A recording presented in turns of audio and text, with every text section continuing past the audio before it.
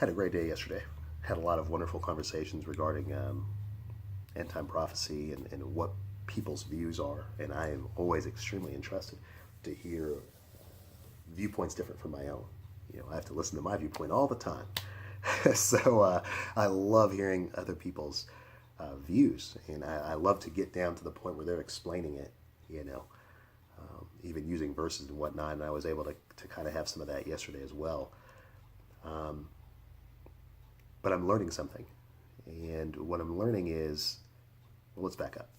I, as a person, am very odd. I am a highly peculiar individual, definitely, from a lot of standpoints. But one of the very strange things about my own self is that I prefer being uncomfortable.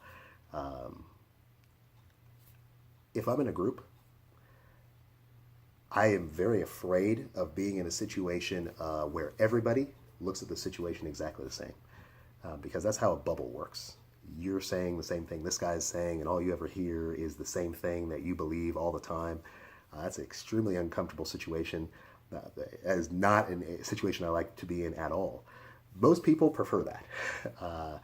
I like to be the odd person out from a standpoint of I prefer that if there's 6 people, that 5 people all see things exactly the same way, and I prefer to be the one person that sees things differently. Why? Well, because being in a bubble is dangerous. If you're in a bubble, everybody's looking over here. No one can see the pin that's approaching from over here. You need different vantage points. You need people to see things from different ways. So that puts me in a lot of very odd situations.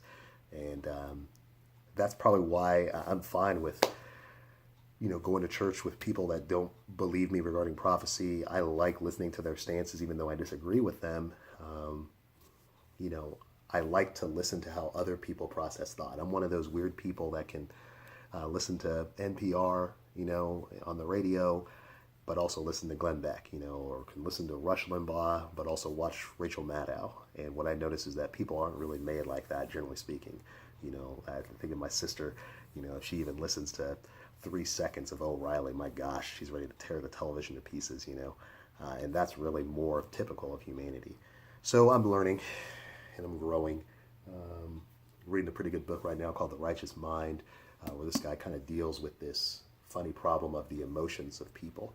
And what I'm starting to realize is that, well, I tell people very plainly that the Bible text is fulfilled. There is no more, you're not awaiting anything. Everything is done. Jesus completed all of it.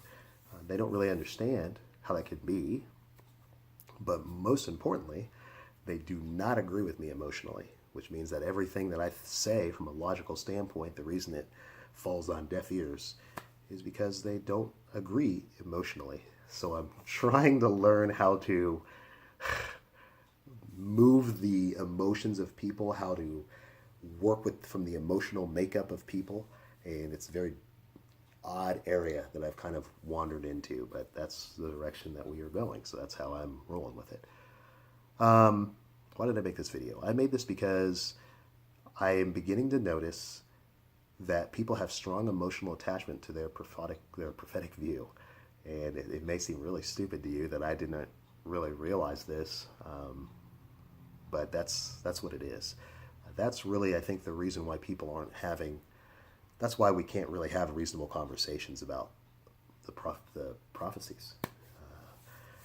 When you're talking to a person who, they've lost their house, or, they've declared bankruptcy, or, they've been let go from employment, or have dealt with health issues or whatever, a lot of times you'll notice that their view of the world, the wickedness in the world, they want to be eradicated by Jesus when he comes.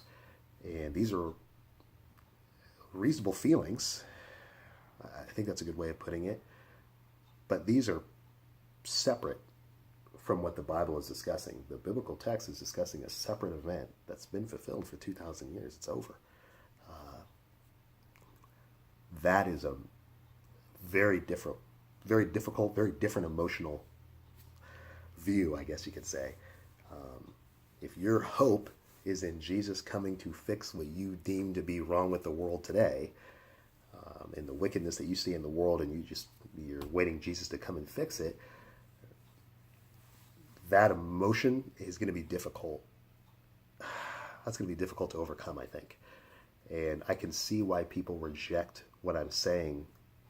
I say flippantly, because when we get right down to the verses, we can't even. A lot of times, we won't even be able to play ball. It gets embarrassing quick. But I'm trying to learn how to deal with that, the emotions of the people, how to work with a person from the emotional area that they're in, and move to the next area. And that's the reason why we can't really have good conversations about this, is because if a person is in emotional disagreement with you, logic and facts are irrelevant. So, reading a pretty good book, Righteous Mind, kind of dealing with a lot of this. This is probably one of the better books I've read.